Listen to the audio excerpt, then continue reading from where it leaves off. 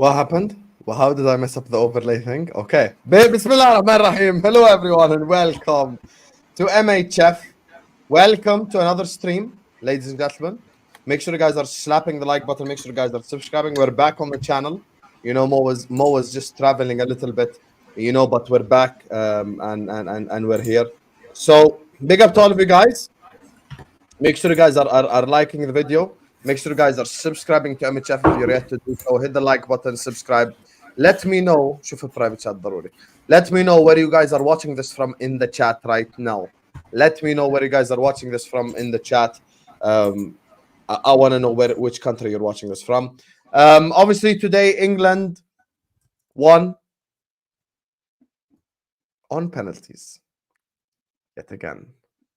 120 minutes of garbage. But we watched Netherlands, Turkey after that. So we had all our dose of entertainment, ladies and gentlemen. All the dose of entertainment was on display, and we got it every single step of the way. It was beautiful. Big up to every single one of you guys. Slap the like button, subscribe. Let me know which country you're watching this from in the chat as well. I want to get to know all the people in there as well. Big up to direct. Guys, we are 50 subs away from 6.3k. So let us get there. Big up to you guys. So let me introduce today's panelists. First and foremost, this guy, the top red, of the world, our favorite top red in the universe. You get me? Put me here, Mo. Top red of the universe. Always wearing his cap backwards to hide his bald head, but we love him regardless of the fact that he's bald. And he's everyone's favorite fraud. And today he's here to discuss happy times because England won, and he was one of the people that voted reform. Man like crack is in the building. Hi there, What the hell? This is slander. This is slander of the highest order. I refute all of those. And just by doing one thing, just by removing my cap and showing you that I'm not bald, I can also tell you that Husam is a liar. I definitely didn't vote reform. Fuck Nigel Farage. Fuck reform. Fuck Labour also and the Conservative. Fuck all of them. And to be honest, after this performance, fuck England, because that was shit. That was such an awful, awful game. But I'm sure we're going to get into it. But thank you. But on a brighter note, thank you for having me with you. I know I'm lagging Big up to for you, sure, man. 100%. My voice is not lagging, but my picture is lagging massively. Right? I know that. Okay, all we're gonna do is just take still images of your face and let Vel edit it. And joining us next on the channel, I've never worked with him before. Most, can you introduce him, please? Yeah, it's Olo. It's the biggest Arsenal fan from England and Nigeria. Biggest Saka fan, of course. He's gonna tell you all about how Bukayo Saka is the best player on earth. How Bukayo Saka is the second coming. So it's the one and only that is always on my channel. Is Olo, of course. He's absolutely here to tell us all about how his Nigerian brother Saka is carrying England, and without him, England would be in the mud, of course. Well, first of all, I feel attacked by Husam because of the bold comments. Okay, because some of us, the hairline has been going backwards for quite a while. First of all, secondly, I mean, I am not the biggest Arsenal fan. Actually, no, he's lying. I am the biggest Arsenal fan. But the Saka thing, I think it's incorrect. I mean, you cannot just say I just say Saka needs to be playing all the time. I mean, I said drop Saka for Palmer. So Mo's already doing his agendas. But it's cool. No, it's cool. It's great to be here this evening, man. Yeah, I don't know. The problem is that I know I'm lagging, but I'm fine. But anyway, let's talk about how shit England is and how bad Phil Foden was. Wow, what a segue there. Let's talk about how shit England are. Like and subscribe, guys. Like and subscribe. 500 people here. Let's talk about how unuseful Jude Bellingham is on the pitch sometimes. Like the guy, yes, he provides clutch moment. Very not useful. Okay. Let's talk about freaking Trippier being left back out of nowhere, even though he has Bukayo Saka, who can, surprise, can play left wing back. But who knew that Bukayo Saka can play left wing back and thrive as well? Like nobody knew, to be honest, that Bukayo Saka is good at that place. Listen, That's a lie. All I That is a total lie. No. Right. I'm just realistic with where he's at right now, as opposed to not rating him. Because I said basically I thought ESR was a better talent when he first broke through than Saka, which It's at the actually time true. was true.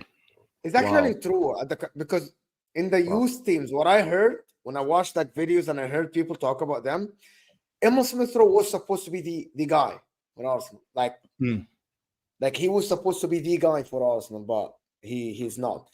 Think But I want to say, Ronaldo. did you guys see did you guys see the substitution why- that happened and Jude Bellingham saw his number on the thing, and he's like, this guy was never Disbelief. gonna Complete disbelief. He couldn't believe it. No. He's like, bro, he didn't even. Now, there's a difference between disbelief and complete denial and faith, 100% faith that Southgate would never sub him out. That tells me that this guy has Southgate by the balls. Like, it's basically this guy has Southgate. Like, he knew that Southgate is never taking him out. The funny thing is, 100%. if Southgate was actually going to sub Jude Bellingham, the look that Jude Bellingham gave him would have made Southgate reverse his decision. I'm convinced. He made Southgate second guess himself, which is hilarious. Yeah, I saw that and I'm like, you really got nudes on Southgate. You knew he's never subbing you out. But the look on his face, exactly. He's like, first of all, disgust. And he's like, he told the referee, they're going to change their mind. By the way, we're never going to know if that was supposed to be the sub and he changed who is he subbing out. We'll never know. It's stupid anyway to sub off Jude Bellingham. I'll tell you guys why in a second. But my God, he's the I Jude heard Bellingham Drax energy. But why would I be a Bellingham sexual when he rejected us for Real Madrid? That's why you're lagging. So I heard Drax energy, and I love it. So Rak, tell us why England are crap. Let's start with you before we cook. Look, we all know that most of the key players for this England team, what kind of clubs do they play for? They play for aggressive, attacking, front-footed teams, right? Your Cities, your Arsenals, your Liverpools, even you could argue, Newcastle and Bayern Munich and all these guys, right? These are top-level teams who play that aggressive attacking style. And what does our manager do? Our manager, and I struggle to say our, to be honest, because this guy is the complete and utter antithesis of what these players are on the pitch. He failed at Middlesbrough. He was a youth team under England under-21 manager, where I think maybe they had some success because he just made them feel good about themselves or whatever. But he's completely unproven as any kind of manager, not just a top-level manager, not just an international class of manager. I said this, I think last time I said, if Jurgen Klopp came in and was manager of this England team for 2 days, I guarantee you we would be playing completely differently. So a team is a representation of their manager, and this team is a representation of Gareth Southgate. It's cowardly, it's pathetic, and despite the fact that they've got a lot of players that I really like, and I like the fact that I think if put in the right system and given the right confidence, they could be exceptional. This guy has got England playing like absolute cowards, just like the coward he is. Sorry. I disagree with you. No. But Hold on. Can you tell me what's... Hold on. Can I just some questions, okay? What's the excuse today for 2 players? I'm going to say 3 players.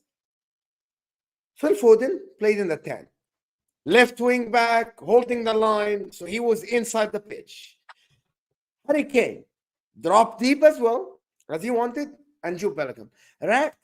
Give me the excuses for that. It's not the system.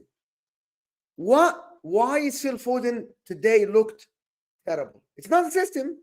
We know it's not the system. Okay. But you made a presumption there. The first thing you said, we know it's not the system. We know it's not the system. Why are we giving you that credit? You have to prove that it's not the system. No, because he played in the 10 in his position. Okay. With the left back. But Mo, we're all football. Let's say we understand football to some extent. You can play a 4-4-2, a 4-2-3-1, a 4-3-3 in many, many different ways, right? Yes. The way you put players on a pitch and what you actually do when you're on the pitch are two entirely different things. And this is why it all, for me, stems back to Gareth Southgate being a cowardly, regressive, passive manager. What does No, I'll tell you why Iraq is right before you respond. I'll tell you why Iraq is right. And this where, listen, me and him are in complete agreement when it comes to the system. Listen, football has moved on from just like, hey guys, we're playing a 4-2-3-1 today. That's no longer football anymore. There's a lot of positionless, players. There's a lot of players who roam around. There's a lot of players who have given extra freedom to create shit like that. When you look at today, Phil Foden, people keep saying, okay, the problem with Phil Foden is he's been playing on the wing. And we need Phil Foden in behind the strikers to pick up the pocket of space. Today, he played behind two strikers, not just one. I think Ivan Toney was on. Well, no, actually, I take that back because Toney. But anyway, you get the point. Innit? He was playing behind the striker where he would like to pick up the pocket of space, and he looked like absolute dog shit, even in his quote unquote preferred position. And that just shows me that it's more than just systematic. It's an instruction. It's an instruction of essentially picking and choosing when to take risks. Let's look at the England goal that they scored today. That goal does not happen unless Bukayo Saka wants to take the risk, because he decides to dribble past two players and take a shot and make an attempt at goal. The problem is, look at England, and I want you guys to just think of this genuinely, right? Look at England, 1-0 down to Slovakia, 1-0 down to Switzerland, how they played. That is just a small indicator of what England are capable of if they play offensive football. Very small indicator. Soon as they went 1-0 down to Slovakia, attack. Soon as they went 1-0 to Switzerland, attack. But the question is, and the Arabic commentator was mentioning this, and in commentary, he was like, where has this been all game? Because it's just logic. It has nothing to do with tactics. It has nothing to do with any of that stuff. Where has this been all game was the question that the commentator asked on TV. And I ask it too. And I know Rax asks it as well, because the truth is, with all that firepower, Foden, Saka, Bellingham, Kane, that front four alone is supposed to tear apart most of the teams. That's just the reality of the situation. But because they don't play, and I'm quoting Rax here, because they don't play aggressive attacking football, it just looks so weak. And what proves this is their reaction when they go 1-0 down. It's like you're sat there and you go on FIFA. I haven't played FIFA since FIFA 17, and you just put the thing on ultra attacking, and everyone just goes forward. And suddenly you start creating chances. Because no one can name a chance that England created when it was 0-0. Like, I genuinely can't remember a chance that England created when they were 0-0. But they went 1-0 down. Yeah, I'll put that on the player. I think you guys are so hung on the system thing and Southgate. Sometimes you need, listen, every single manager play a different system. If it's England manager, if it's or like the Turkey manager, if it's the Netherlands manager, if it's this or that or this guy or whoever, right? But some players, we cannot have a team. I looked at this England team and I compared it to the other team that was playing, right? And I see completely different level of players. We're talking about the Declan Rices. We're talking about Foden, Kane, Saka. We are talking about Kyle Walker, Stones. Yeah, Switzerland don't have a world-class player in their whole squad, right? They have how many England have? Shaw. World-class. Come on, easy. Exactly. Thank you so much. It looks like the players of Switzerland are performing. I actually looked at this English team and I'm like, Foden, you picked up the ball, you looked right at someone's eyes, and you refused to dribble the guy. You just refused to dribble the guy. Jude Bellingham, you looked at someone, tried to do this fake thing 50 times, never worked. Didn't work once. The only one that was getting joy is Bukayo Saka. Again, Declan Rice tried to play a couple of through passes. Even Kobe Mino looked okay, looked very good in terms of connecting the passing to the thing. But I'm not going to blame an 18 years old. He looked brilliant. He looked brilliant for an 18 years old. Declan Rice tried to...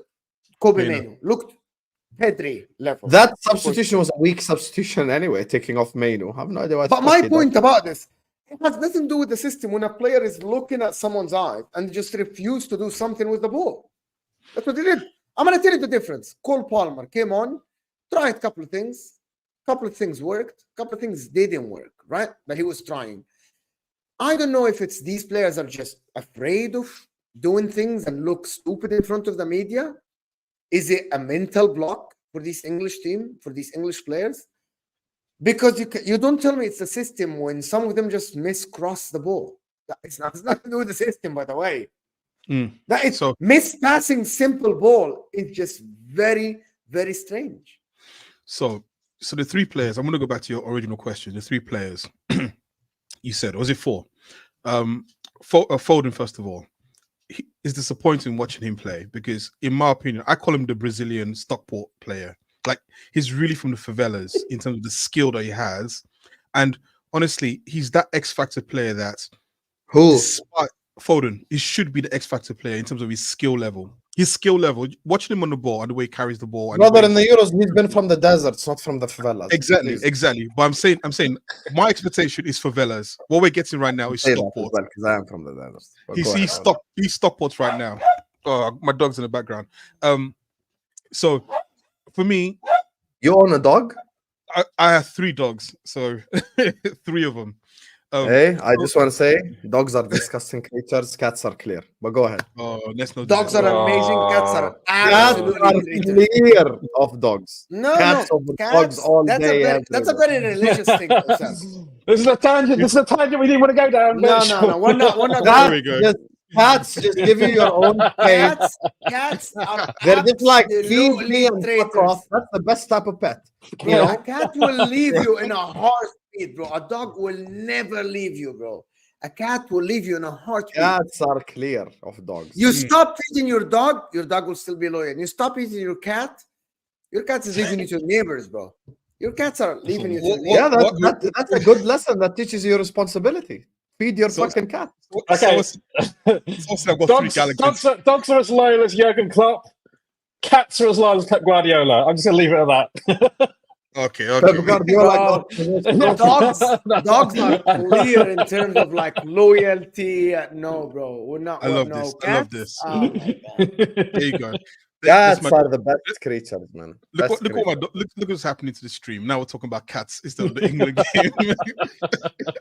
No, but so Foden is disappointing. Like, in terms of, like I said, Favela, I expect a Favela version of him. He's just disappointing. And I think right now at this point, the case has to be there for him to be taken out of the firing line. Maybe he's on paternity leave because obviously he's just had children again and his mind is somewhere else and he should be on 2 weeks break rather than playing on the pitch. Excuses. He is not. Excuses. Bro, what are you doing? I know. I'm just saying. I'm just excuses saying. Disappointed, Olu. I thought you'd do better. But okay, let me continue. Where is the Arsenal Olu? This is English. Where is the Arsenal Olu? Why are you doing this bullshit? Bro, this is the English Olu, bro. Look at the Liverpool racks. I am saying. We have Liverpool racks. We have Arsenal Rory. We have I'm Chelsea just saying he's on paternity leave right now. So let's just put him to one side. Yeah, but so why was he dog shit in the first game then? There was no leave then. I'm just saying, listen, for me, drop him. At this point, just drop him. Don't play him because obviously he's a negative right now than he is a positive. So I'd rather see England play Palmer at this point because honestly, Foden isn't doing much. As for Kane is aging in front of our eyes. It's scary to watch, but the man is actually physically aging in front of our eyes. I've never seen a human being so slow, and the more he drops deep, you just see that he cannot run anymore. So it's either he plays up top, like what Tony's doing, or just take him off the pitch as well. But for me, it's like he's such a good striker of the ball. I agree with you completely, and I've been calling this out from the start of the competition. We're too busy talking about Fodens and Sakas and Palmers. No one's talking about Kane, who's been absolutely dog shit. League now. This guy. No, but I've called it out every game. That's why my energy is consistent. This guy needs to understand when you have that much creativity around you, we get it. At Spurs, you had like Son and shit, and you need to drop deep. In England, Foden, Saka, all the creativity around you, Bellingham, can you just move like a target man striker and stay in the bloody box? Yeah. Today, one of the guys made a joke in my chat. He was like, yo, England are playing 3-7-0 because Kane's playing DM. You know how many times England are in offensive positions and like Harry Kane is literally behind Bellingham? Like Harry Kane is behind Rice. Do you want to be a center back at this point? You're the striker. There's already enough creativity in the team. Stay where you're needed in the penalty box. I don't get it. Like it's not difficult. And the worst part is that Kane is kind of person that you normally would say you give him one chance, he'll finish. He's getting 0 chances. So it's not like what he's good at on the pitch is you're making the best out of it. Now he's just basically an 11th man on the pitch at this point. That's all he is, an 11th man on the pitch. Picking up the number, basically. He's just taking up a number, exactly. So look, Southgate is not going to drop him because it's difficult to drop, 1, your captain, 2, your top goal scorer in England, and 3, someone who has scored 35 goals or 38 goals, whatever he did last season, right? Like logically, you'd go, why would you do that? But you're coming to a semi-final, he's going to have to make a difficult decision. Now, as for Bellingham, seriously, that guy is more like Lee Catmull right now. It is disgusting to watch this guy play football because it's just, I don't know if something's going to his head where he thinks he's the main man, but for someone like he's just always just driving the ball. There was one point where I was going to throw my shoe at the TV because he had a simple pass to make, and I think he did like a turn, and I was like, "What are you doing? Play it easy, just move the ball quickly." And honestly, the goals he's scoring, the last minute goal is papering over the cracks for Bellingham, and I think again, it has to be a tough decision in terms of how he plays and where he plays. And I think I said it before in more stream. My issue with England right now is that there's too many players who are runners and not enough creativity, right? And Foden, who's meant to be the creative one, you know where the creativity is? On the bench. Exactly. There's too many people who want to run with the ball. Not enough people. But let me tell you what you're waffling though. Don't you feel like you're overdoing it with Bellingham? Be honest. Yeah, of course. Because Bellingham is one of the most overrated players. I realize this. I don't even think he was that bad today. Honestly, I generally don't think he was that bad today. I think people are overdoing it. He was running around like a headless chicken. No. Because what we're not gonna do is sit up here and excuse Phil Foden because it's the fucking system, but then shit on Jude Bellingham. So why isn't it the system for Jude Bellingham as well? I don't think it's a system for neither of them, bro. Yeah, they just play badly. I think it's just individuality. Like everyone of them is in a I different think people are doing too much for Jude Bellingham. He is not that bad. First of all, he scored 2 goals that were very important for England because if he didn't score against Serbia, England are out. And if he didn't score against Slovakia, England are out. No, I'm not arguing a different thing at all. People are completely overdoing the Jude Bellingham hatred. And he literally chose another club over mine, so I have no reason to defend him. But the truth of the matter is, listen. The truth of the matter is, hear us out. The argument for Jude Bellingham is not that he provides moments. Actually, that is the positive argument. That's why people are saying drop Foden, not Bellingham, because they are expecting Bellingham to bail England out at any moment. He's a clutch moment, but people are criticizing it all over, like his game, what he does on the pitch as an individual. You know, sometimes when you have Haaland touching the ball 9 times and then he gets you 2 goals and wins you the game 2-0, done, you got the 3 points. Jude Bellingham can do this. What people are criticizing is that, so Jude, why aren't you doing the other things? Why aren't you doing that? But he is, though. He is working hard. I think this is when you're wrong. He is actually, maybe he's a moments player, so nobody's arguing this. But he is still... Hey, you know what you need in simple dribbles and... You know what you need in knockout competitions more? Moments. I get that, but my question is this: right now, is he a net positive, or is he a net positive for England, or is he just there right now? I think right now, watching Jude Bellingham, he's a net positive for England because he can win you a game out of nowhere, and he done it twice already. I understand that. I just think that England needs to move the ball a little bit faster, and if you have a player who's holding onto the ball a little bit longer than he should, then that's where it can break things past down. And maybe that's where we go back to Southgate, Olu. That's why I'm not sitting here and saying Bellingham is. Listen, every time an England game finishes, every time I like look at the comment section, or I watch the football terrace, or I am on the football terrace or whatever it is, people are just like Bellingham. Yeah, but I don't think. Here's the thing: I think Kane has been significantly worse than Bellingham, and I think he's a bigger reason why England look like shit. I think Southgate is significantly worse than Bellingham, and he's the main reason why England look like shit right now. Bellingham is playing next to, he's playing in the 10, next to a striker that drops deep, essentially picking up all his positions. That's basically what's happening. My problem is if you drop these three I think Cole Palmer, put another midfielder, put Ivan Toney. I think England look better instantly. Yeah, but if you put Ivan Toney with Bellingham, it will look better because Ivan Toney will just play his fucking role, which is the striker. Maybe. But I still think that Jude Bellingham in the 10 will need a winger like a Vini Jr. or will need a Modric, or will need a Toni Kroos, or will need someone like that. They don't have that. No, That's the England have Starboy. Saka, who Yeah. today Saka can was score going goals. to that. Saka today was like, I'm scoring. I am not assisting these guys. These guys are useless. I'm going for goal, bro. Saka literally today was picking up the ball, looking to go directly to the goal. I agree. I agree with what Alu's saying, that England needs to move the ball faster. But how do you move the ball faster? Obviously, whoever's got the ball, whoever receives the ball, they turn around, they look up, and they try and play it as quickly as possible. But the other thing is, you need to have options. You need to have runners. You need to have people in position. The problem is that everyone is so static that they're either marked or they're just slow at getting into a position where they can receive the ball effectively. And that's, there's two facets to moving the ball quickly. And England just looked so lethargic. And like Husam said earlier, the only time England played with some urgency was those 10 minutes or so, or whatever it was between Switzerland scoring a goal. And then we're like, oh shit, okay, we don't have much time now. We're going let's out. try and do something. Yeah, let's in a way throw caution to the wind. And we need a bit more of that. Look, I think it takes a brave person to drop Harry Kane, right? I think Harry Kane is an exceptional striker. I do think a little bit with the formation, it becomes problematic when you have a player dropping deep, because in a 4-3-3 where you have a player dropping deep, like when Kane was at Spurs to some extent, and like when you had Firmino playing at Liverpool, you have two wingers coming from the sides, but you don't have an attacking midfielder in the same way that you have a number 10. And so when Harry Kane's dropping deep, there's a little bit of there's no focal point at that point, but you have two players who are very close to each other in a congested space, and that may make it overly congested to some extent. But then I understand it is a tough decision because, again, no one's going to probably drop Bellingham. And if you don't drop Harry Kane, I'm going to tell you how to solve this. And if you don't drop Harry Kane, just tell him, listen, we need you to be a target man striker. Just have a conversation. We need you to be a target man striker. Stay in the box. We're going to create for you. We want you to be our final action guy. We don't want you involved in build-up play.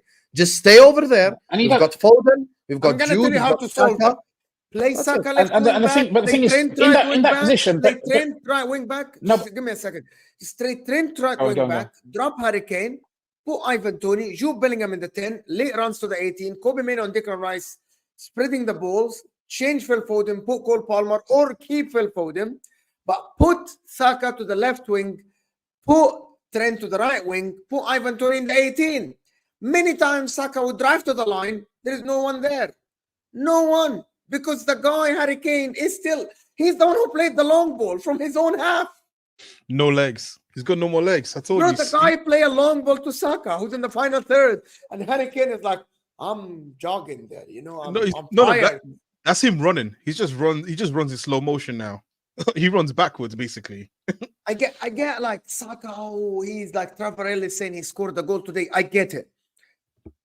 But if England have a left wing back, maybe play Saka on the right side, but they don't. Well, when Luke Shaw came on, you saw Saka's eyes light up, right? He was happy. He was like, "Wow, I've got someone on the left wing who can run ahead of the pitch, right?" Because even with the the left wing, I mean, to what Ray said, I mean, it's true. On the right hand side, you're too negative when England are in the semi-final. I know, right? I was going to say this. Southgate, listen, we could all cuss him out as much as we want to, right? But if you said a manager is going to 2 semi-finals and been to a final in the last 3 tournaments he's been in, you'd go, this is absolutely insane. It's crazy, isn't it? When you think about it, logically, you think about it, you wouldn't go, wow, he's beaten Ukraine and Panama. It doesn't matter. Give him a knighthood. It doesn't matter. Some managers have never been to a semi-final. So it's crazy when you think about it. Liverpool beat Spurs in the Champions League final. So what are you talking about?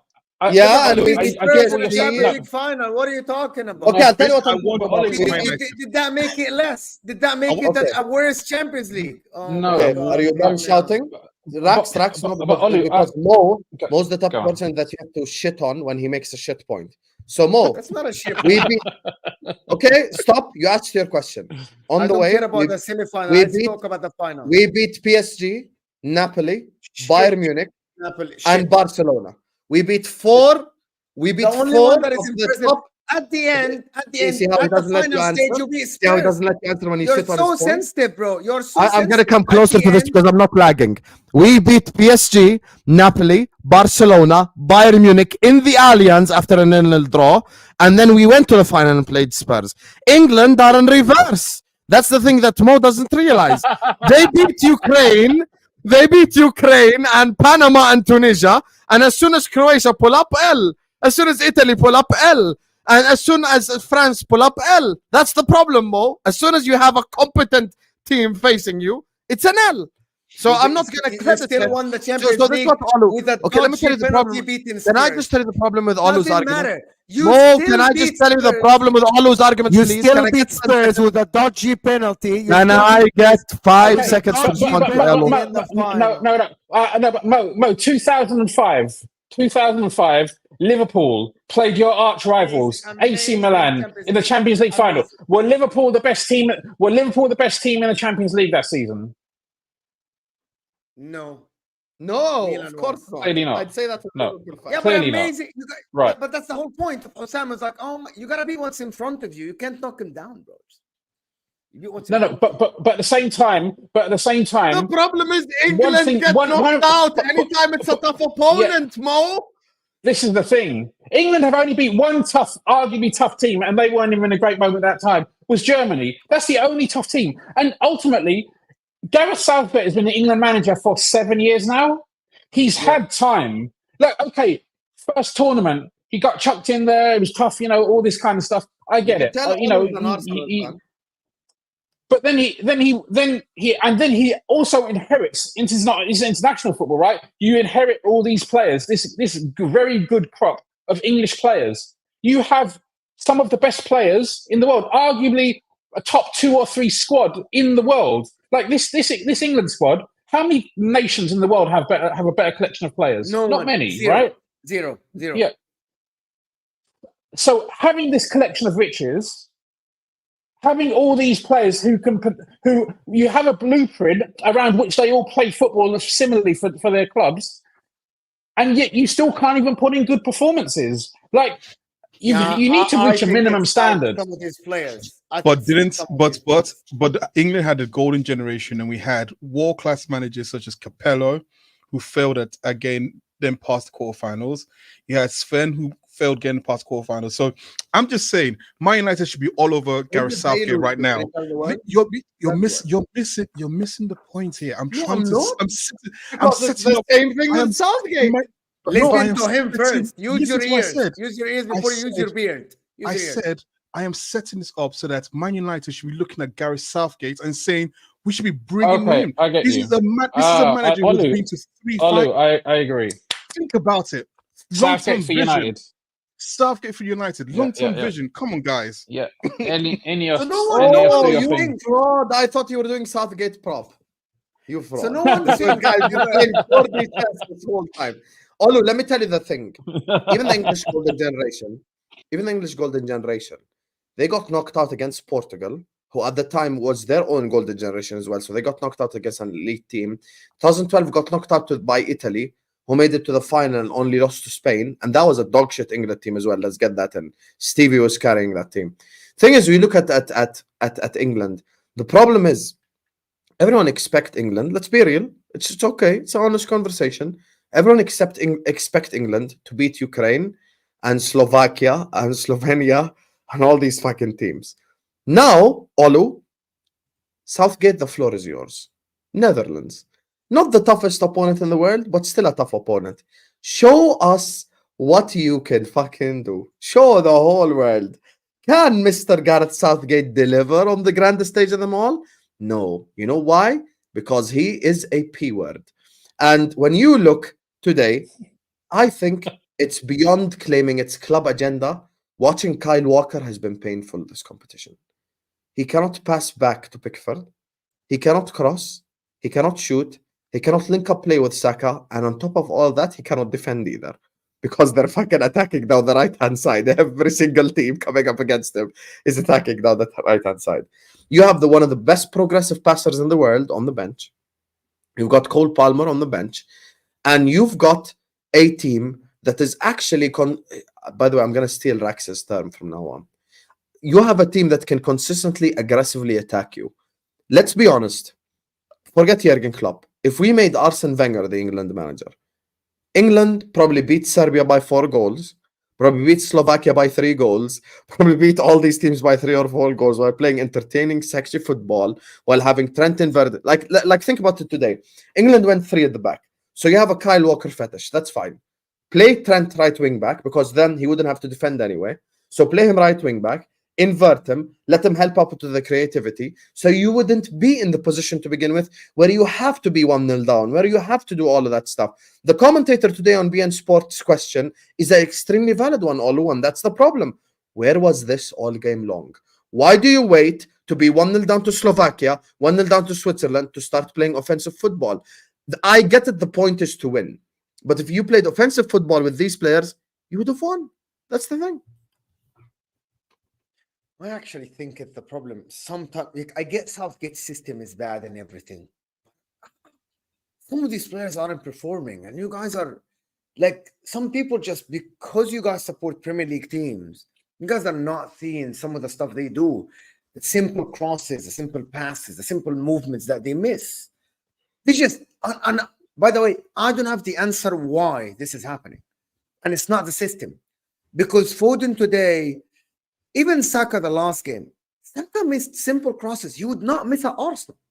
You just wouldn't. He missed simple things that he wouldn't miss. Declan Rice missed some passes that he wouldn't miss at Arsenal. That is what I'm trying to find out. Why is that happening? Why? Why is Kane, for example, playing the ball short? Because everyone's stuck. Maybe that. And it's not only about the system, because you guys are assuming that you guys are doing exactly what some Chelsea fans did when they spoke about Pochettino as he's an idiot. Pochettino is not an idiot, but some of the players were not performing for whatever reason. Some of these players aren't performing. I put it down into mentality. I put it down into some of these players are too comfortable. Too comfortable again. I'm going to say it again. Too comfortable in their positions. Someone like Jude, he's in his own world. Someone like Foden, he is. Here we go, blaming Jude again. Every day. It's not Jude. It's not Jude. Without Jude goal against Slovakia, England are home. Stop this. What would you do? What would you do? What would you do? What would you do? What do you think the problem is? Change what? Change what? Give them competition. Change the players. Put Ivan Toney in. Like today, Konza played well today. Yeah, but Foden went in and he looked like shit. So how does that solve the problem? Change Foden. Put Cole Palmer. Start Cole Palmer. Don't start Foden. Start Cole Palmer. I'm not saying Jude is bad. I'm saying Jude is not used the right way. Jude is the one that I might say maybe it's the system, because he's not that guy to try to. So after all of this, you're saying change 2 players because they are some of the key players. Yes. 3. Those 2, but those. Kane, who's the other? Foden, Trippier on that left wing. Kane, Foden, Trippier. Luke Shaw then. Luke Shaw for Trippier. Put Luke Shaw, put Ivan Toney, put Cole Palmer. That's what I would do. Yeah, I don't know if that's. I mean, I think that makes it better. Obviously, the situation, you can't change Gareth Southgate right now, so that possibility is off the table. To be fair, and you cannot change the therapist, or you cannot change the psychologist of the team. You can't. What you do is change ultimately we're doing damage control, right? Because I'm sure you agree that whatever the question is, Gareth Southgate is not the answer. He's an incompetent manager. Exactly. Okay. We went full circle. This guy tried to blame individuals, and then at the end he's like, "The manager is incompetent." You are giving the players a leeway. The difference is Husam last year with Jurgen Klopp, not this last season before. For example, some of the players are not playing well. Yes, most of the players of the season. I said it's Klopp's fault, because why? When all the players play bad, right? When all the players play bad, I'm going to blame the manager. But at some point, some of the players had to step up. And some of the players did step up at some points. This is why at the end, you actually almost got top 4. You remember, 2 seasons ago. My point about this England team, some of the players has to step up, like a Saka today. like a Jude at the end or something, a clutch moment. But in the overall in the game, I think the players aren't even doing the bare minimum. You can talk about the system, you can talk about all of this, but at the end, some of these players are supposedly world class. If you have Ronaldinho in your team, right? Ronaldinho should do something. If you have Eto'o in your team, Southgate would have Ronaldinho left Hold on. wing back. It would be fucking hilarious. If you have Eto'o in your team, and the coach is not amazing, that Eto'o would step up and do Ronaldinho's doing the something. donkey work at the back. I'm giving different examples. Eto'o, George Weah with Liberia would step up. They didn't have the greatest coach. That's my point. You cannot have that many world-class players, and none of them step up to play well, to take the game into their hands. None of them. Only in moments, and only in 20, 30 minutes. You guys don't understand this point about football. Sometimes the managers are bad, and I've seen teams that are managed bad. But if you are supposedly having world-class players, and I'm going to say world-class, they should be able. You aren't playing Brazil in their prime R9 and Kaká and Ronaldinho. You aren't. You're playing Switzerland. You're playing Slovenians. But you know what, these Mo? players need to be able to do better, guys. But Mo, the problem Regardless is of that the system and the manager. Rax, you know where he played him? but Use the Klopp example. Me and Rax have been consistent all year long. I've listened to Rax this whole year, and we have done shows together, besides the sad ones, and we have spoken about this.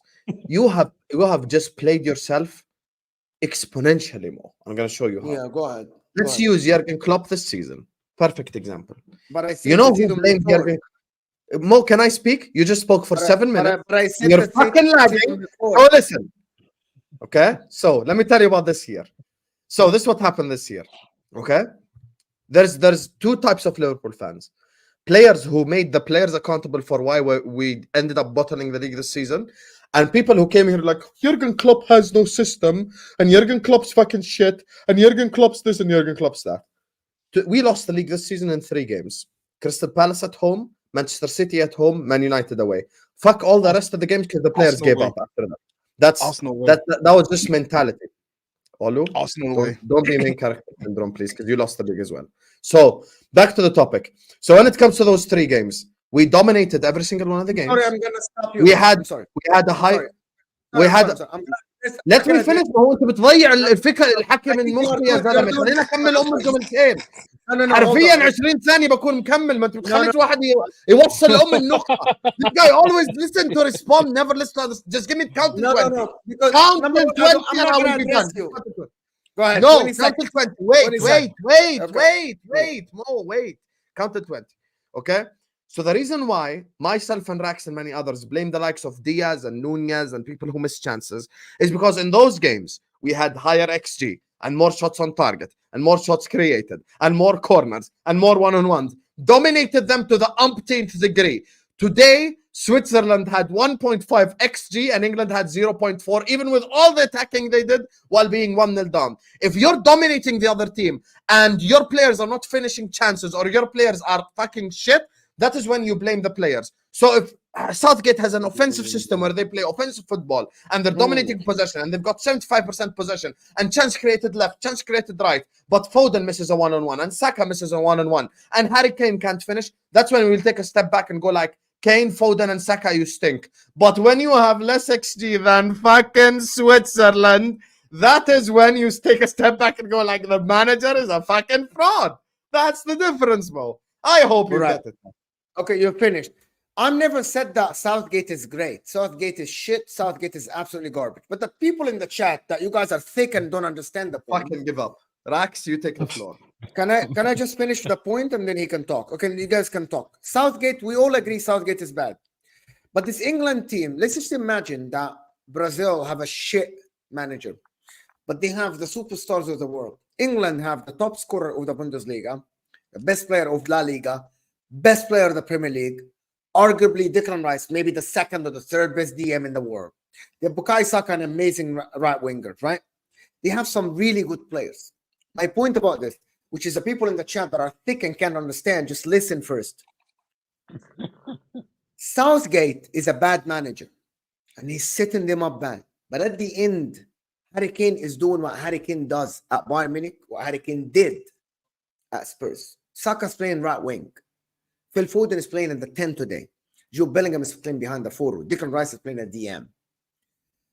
At some point, I'm expecting these guys to take the game into their own hands because there's too many good individual abilities, good individual talent for them to play that bad. That's what people don't understand. You can be coached really bad. And I know people are going to say in the modern era, coaching is very important. And Southgate probably maybe is not the good coach. Probably the setup is really bad. But you guys need to understand, if I put R9, and I put Ronaldo, and I'm not comparing these guys to R9, but the level of talent that was playing against R9, I'm sorry, and these guys were still higher than the Switzerlands and the Slovenians. I'm sorry, with all due respect. If I put R9, Kaká, Ronaldinho, whoever there, like Adriano, and I'm putting Roberto and Gilberto Silva, even if their coaching is not great, I'm expecting at least some level of a good show, some level of good football between them individually to play some good football. The problem is today England had probably about 0.66 GA.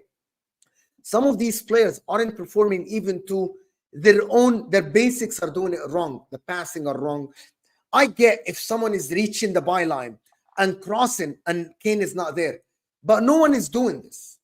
I get if Saka did it. Saka, by the way, Saka the last game all overhit 3 crosses that we didn't do. And I'm not singling out Saka.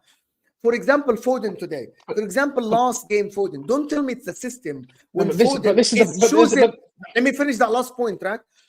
Don't tell me it's the system. When the ball is played to Foden behind the defense, and instead of him putting the ball under control, he shanked it looping to the goalkeeper last game.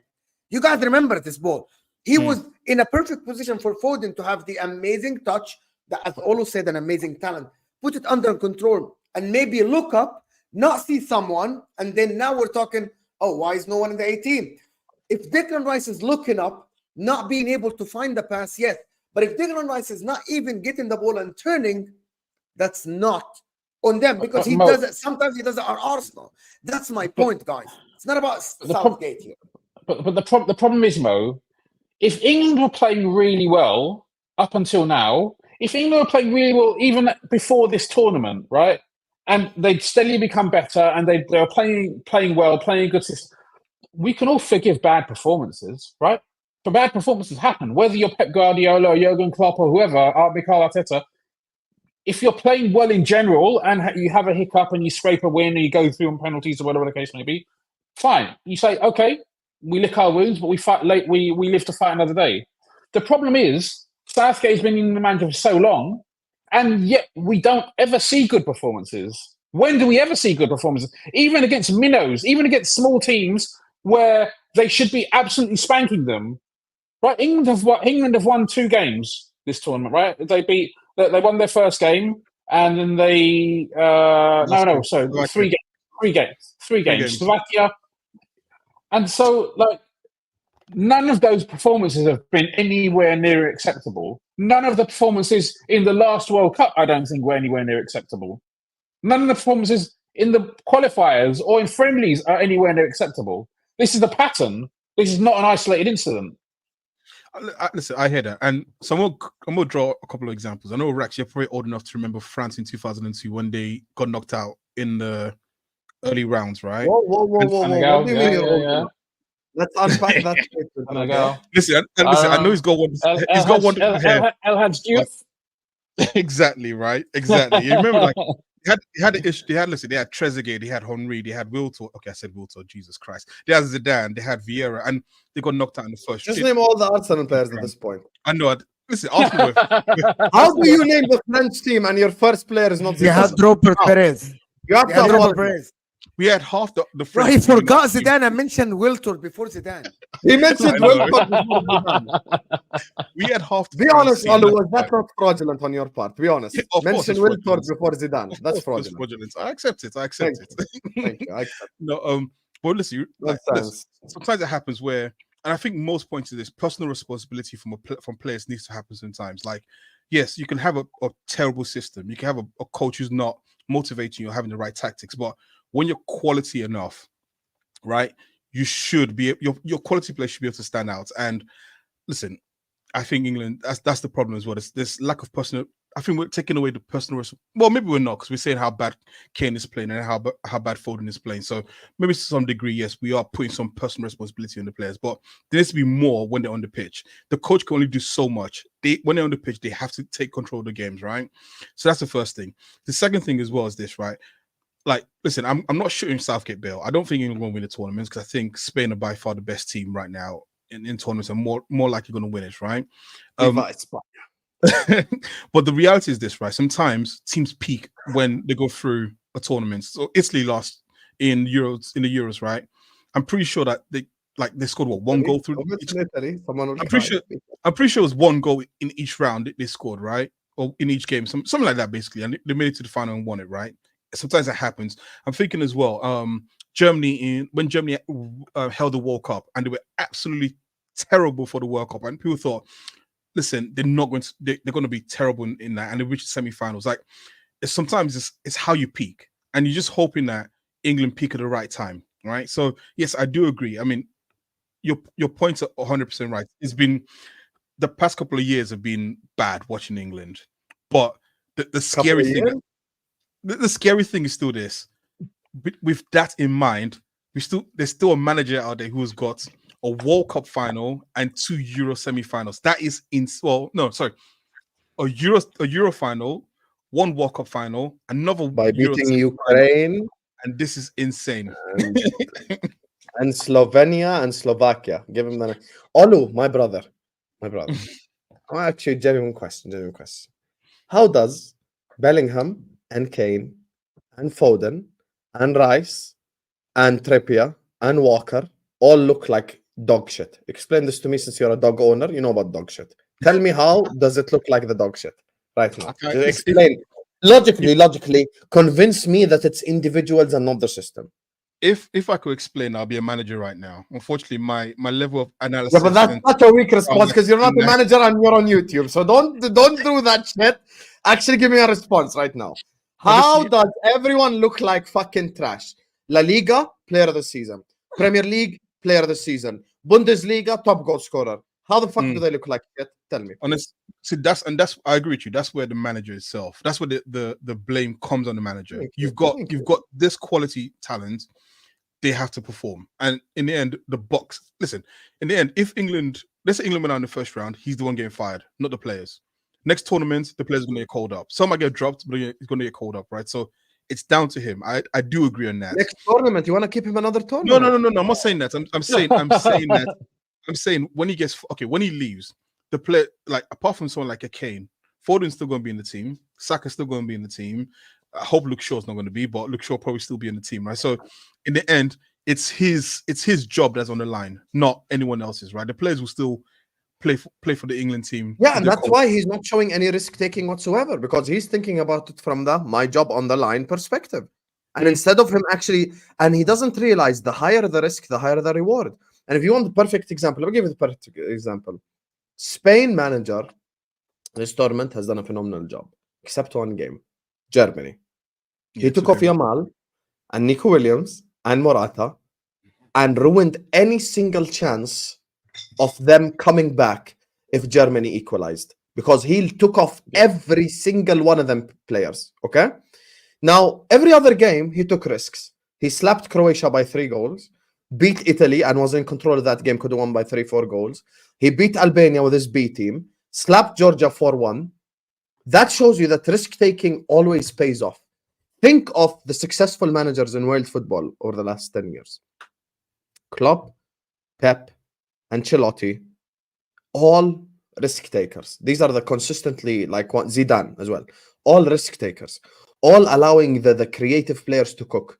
This guy plays Declan Rice, asks him to play like Fabinho, basically a destroyer DM, tells Bellingham to play like the 10, and his striker is next to him hugging him. The striker is dropping deep, not acting like a striker whatsoever. He plays Saka as a right winger and in defensive situations as a right wing back. Phil Foden looks like shit on the left wing, on the right wing, and behind the striker. And he has Joe Gomez, who's played all year long left back, on the bench, while playing Kieran Trippier, who has 0.4 progressive passes in this game today. That's 0.4 progressive passes more than us on the panel. 0.4. Imagine I didn't say one. Imagine I didn't say one. At least one. He passed it once. 0.4 progressive passes. And that shows you everything that is wrong with the English style of play. Now, what needs to happen is the following. I think it's not a personnel problem, because even with Cole Palmer, even with all these guys at the pitch, still weren't able to fucking create. Because Rax mentioned the key point at the start, and he's completely right. It's too static. So Foden gets the ball, and everyone's just standing around him, like an army guy, just standing. Okay, what are you gonna do, Phil? What are you gonna do, Phil? What are you gonna do, Phil? And it's just it's just too static. And when they do move, they move in the wrong direction. Because Kane is dropping deep, Bellingham is dropping deep to get the ball to begin with, and our view of the game, just watching it, me, you, Mo, and Rax can make a simple change to change everything about how England operate. And I think it's simply a matter of conversation. You don't even need to drop Harry Kane. I agree with you guys. Correct. You cannot drop someone who scored 900 goals this season. Correct. But what you need to tell him is, I have so much creativity around you. I need you to act like the target man. If I've got Foden, if I've got Saka, Bellingham, all these guys, I'm going to need you to act like the target man. I don't need you dropping deep, because there's no point of you hugging Bellingham. And actually, the 2 goals that he scored this comp were in the penalty box, because that's where a striker should be if you have all that creativity around you. When it worked? Benzema. Why? Because Bale is on his right, Ronaldo's on his left. Firmino, because Man is on his left, Salah's on his right. That's when the false 9 shit works. But and Benzema is a prime example, and I'm dragging this conversation about just to make the general point. Benzema is the prime example. When he no longer had Ronaldo, and when he no longer had Bale, what did Benzema do? Target man striker. Yes, I'm going to drop deep, but I'm going to focus on scoring goals. Complete different type of Benzema. And I think this is the issue. Listen, England ain't winning this comp. Let's just say it as this. They might. As soon as he plays a tough team, he's going to get eliminated. They might. Anyway, listen, at the end, it's not only people just want to say it's the manager, which is I get, but they still say, but Saka played well and Foden dropping a stinker. Kane is not playing well. Kyle Walker is shit. I get the manager is not good, but some players, I think people just want to scapegoat the manager all the time without even looking at the players and their individual performance. But it is what it is, At the end, I want to say things. I want to say a couple of things. So forget the negatives. Couple of points. Bukayo Saka, first half, great. Second half, clutch moment. He did his job. This is why Bukayo Saka is the right winger. 2 on him the whole game.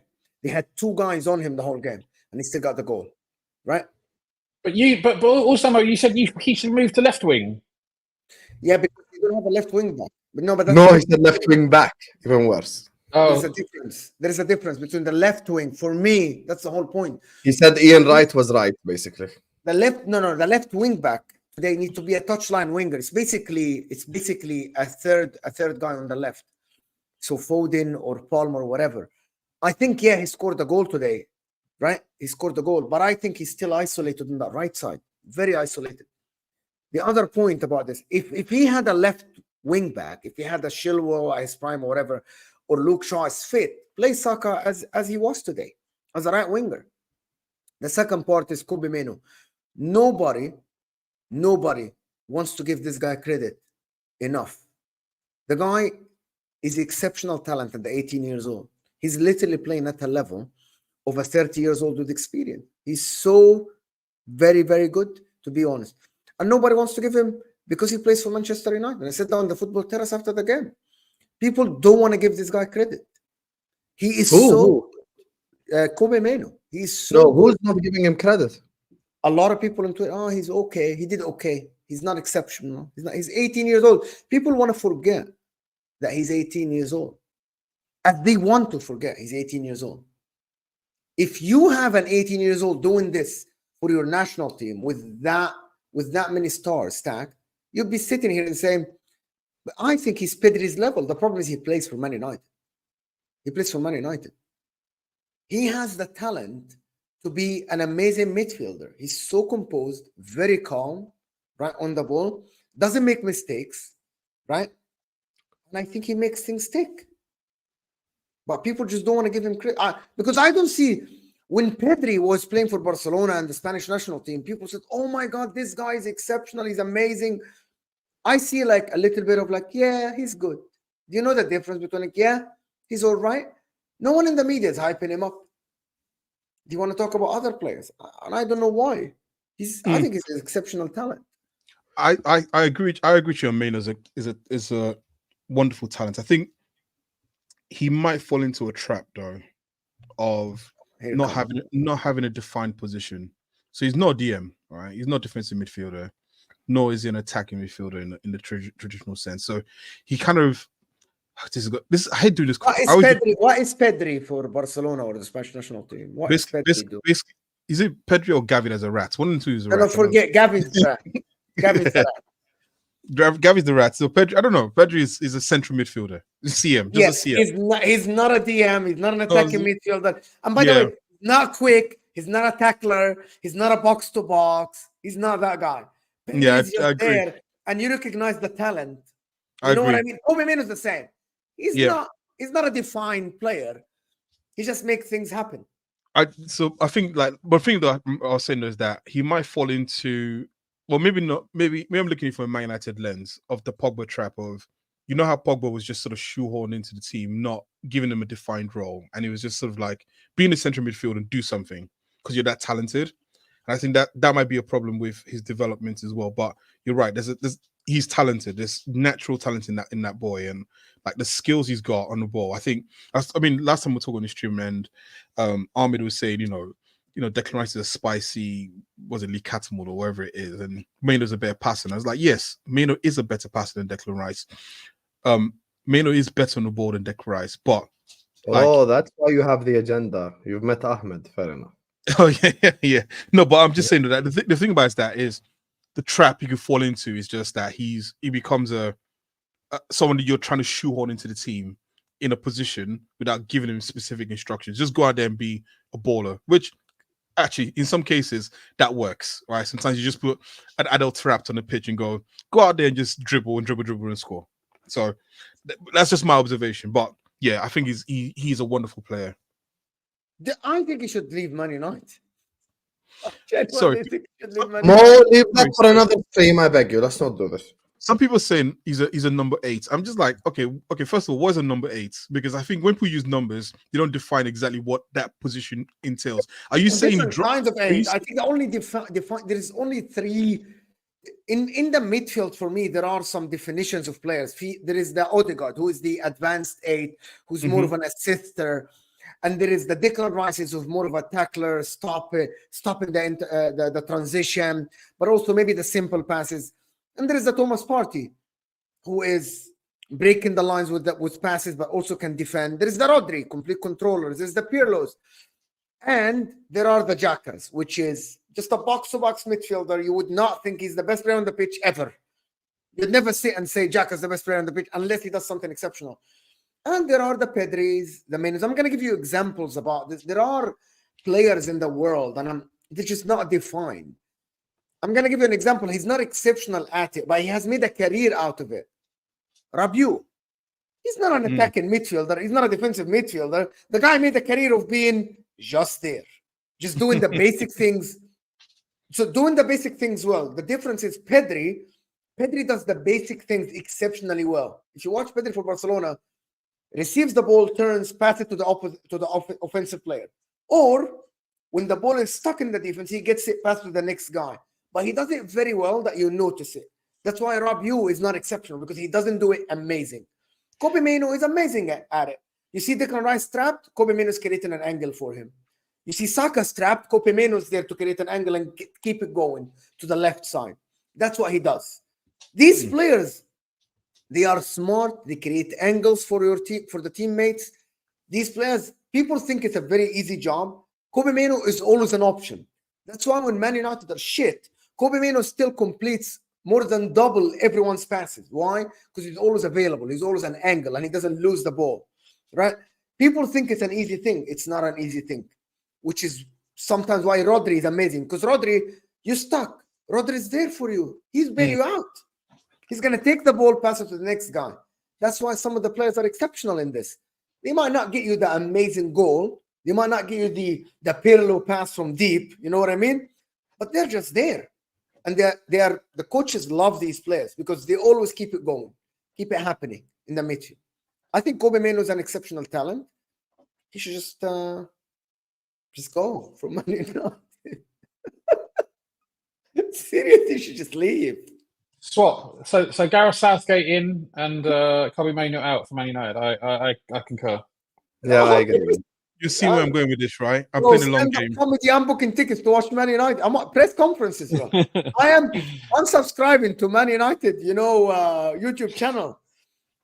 Southgate press conferences, or they should make tickets for this. He should do them in the stadium. I said that before.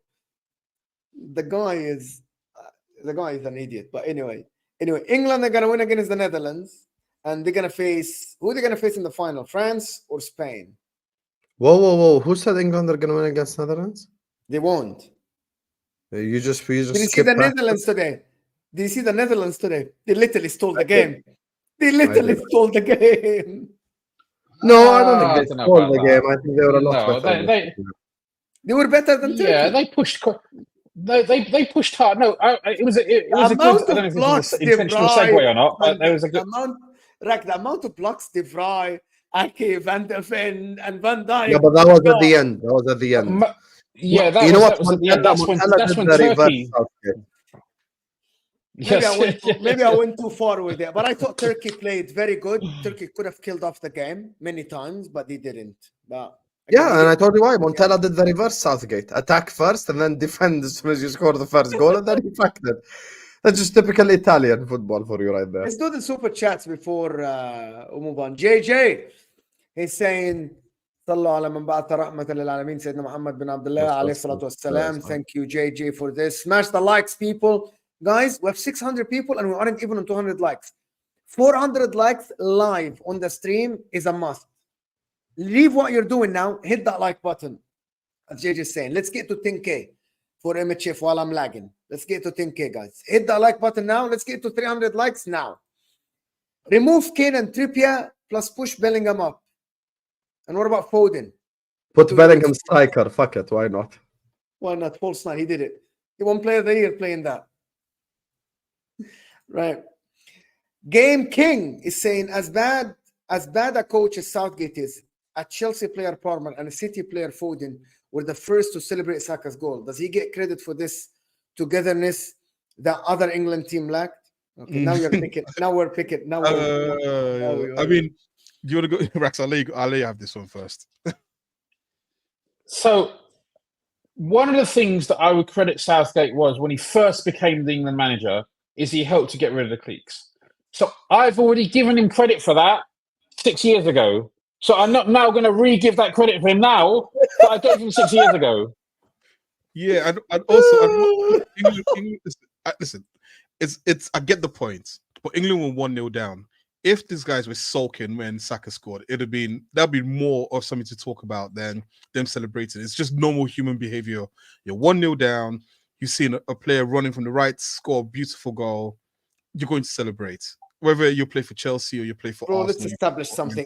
England should have lost against Slovenia, and they should be in holidays preparing for the Premier League season. Slovakia. Don't be racist. Slovakia. Sorry. Slovakia. I'm sorry. Big up. City players on fraud watch. Saka is king. Yeah, bro. They are on fraud watch. Nathan Ake getting subbed out for Van der Ven is while De Vrij, my guy, is scoring the equalizer is crazy. My guy. Diallo saying, Husam, is it true that dogs are haram in Islam? No, dogs are not haram. You know. What do you mean dogs are haram? Like general? No, haram? you can own dogs, but for there has to be a reason, like hunting, protection, guarding, stuff like that, livestock. You know. But like, listen, at the end of the day, many people Can you have not dogs. give fatwa? Can you not give fatwa? I'm not giving fatwa. I'm giving you the real reasons. Those are the 3 reasons. If you have livestock, if you want to protect your house, or it's for hunting. Those are what happens. So if you have, Anyway, you saw my this dog, is a bit right? off topic anyway. We're talking about from England against No. England. You saw my dog. That is a guard dog right there. That is a that would Show us the guard dog. rip Show us your the fuck. guard dog. She's stupid. I can't get her. She's off duty. She's off duty. She's off duty. She's gone to Get a rest. patrol the Get a house. rest. Patrol Yeah, the house. everyone needs to rest. It's a hard job. It's a hard job. Sean, big up Sean for supporting the channel. Plays with no width. Foden, Trippier, Walker go inside. Kane becomes a 6. England scored with a proper left back on Eze stretching the field. How did Eze look for everyone today? Flattered to deceive for me. Nothing. He did a really, Rack stays it all. He's like, did a- he came did a- on, and that's it. yeah, he did a good run, but that was about it. I remember one run he made, but apart from that, he was just flattered. to Bermuda deceive. going say England will win in spite of Southgate, not because of him. You know that every English fan, guys, you know that you're gonna call him Sir when England win the Euros. Oh my god! You guys Can you gonna watch imagine him. You guys. thing gonna is, watch as well, you guys live in England, so you have to call national, him. national television. Husam, you think about out here calling Fergie? I'm not even going to say the word with 3 letters before I say Ferguson's name. Never. But just think about it. Jim Ratcliffe is a sir. Gareth Southgate is a sir. It just makes sense. It makes a lot of sense. I think it makes a lot of sense. I think you have an angle here. I'm building it. I'm building the narrative. Saka and Rice Yeah, missing so passes due to the lack of It's got some good movement. PR. Olu must be his agent, I reckon. Sean is saying Saka and Rice missing passes due to the lack of movement. At Arsenal, players interchange, know what to do in different spaces of the pitch, and have tactics system. Yeah, but again, this is international football. It's not like, look, Arteta has a whole season to work on those things on the pitch.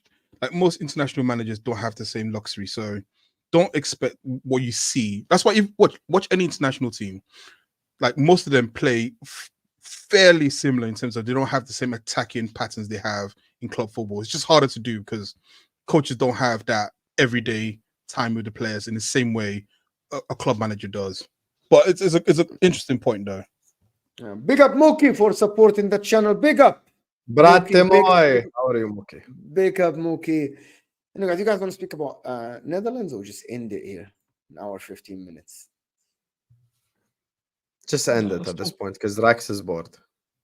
No, we can talk a little bit about Netherlands. It was a really, really good game. I enjoyed it. The contrast between the England game and the Netherlands-Turkey game. England have the stark. worst 5 games in the tournament. No, there was a Ukraine game in the first round, Ukraine and another team. I think England arguably had the most of the worst games in the tournament. I don't know why. The first 3 games England played, 2 of them I fell asleep in, and 1 of them I was on a plane, and I didn't miss it. So, that says a lot. I'll say France have thrown some stinkers up as well. France too. I think England and France have been battling for who can bore their fans the Bro, most. France were dog shit yesterday. It's unbelievable. And it's funny because before the tournament, everyone was saying France. Now all of a sudden, it's like the reality of Deschamps is. If you watch Spain and you watch France after this, you're like, what the heck? How are these 2 teams equal? Or like, I think France is even higher or something in the world ranking. I'm like, how? Spain is so exciting. I think Netherlands need to play very carefully against England because England are just chancers, so they need to be very careful. They need to be very careful because they're just jammy bastards.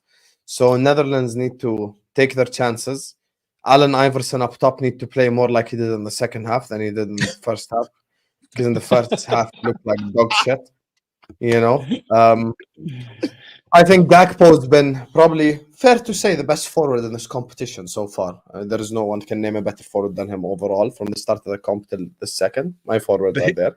The hater in me is trying to think of someone very quickly, and I'm going to be shameless and just say, he missed a lot of chances. I'm just going to say, Name the chances he missed. I can't. No, not Gakpo. I was going to be. You I was aren't going to gonna say Kai Havertz, are you? I was going to do it. I was going to do it. Oh my God! End the stream. End the stream. End the stream right now. End Let me just do this super chat. Safe is saying, what did United do to Mo? Was it that 99 Champions League knockout? Not really.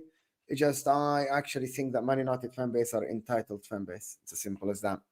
And I'm very objective, but you guys, because you are entitled, Safe, you don't take criticism. See, it goes both ways, Safe. Because you are entitled, it goes both ways. You don't take criticism. You guys feel you shouldn't be criticized. But anyway, I want to thank everyone that watched us. Thank you, Olu. Thank you, Rax, of course. Guys, I'm struggling a little bit with the lagging thing, but we'll fix it for some reason. But we'll fix it. We'll see you guys tomorrow. Hopefully, guys, listen, if you get more likes, the internet provider for more will actually increase his broadband speed. Believe it or not, There you are. The more likes, the more speed. Yeah, the more likes, the more speed. We'll see you guys soon. We're out of here, people.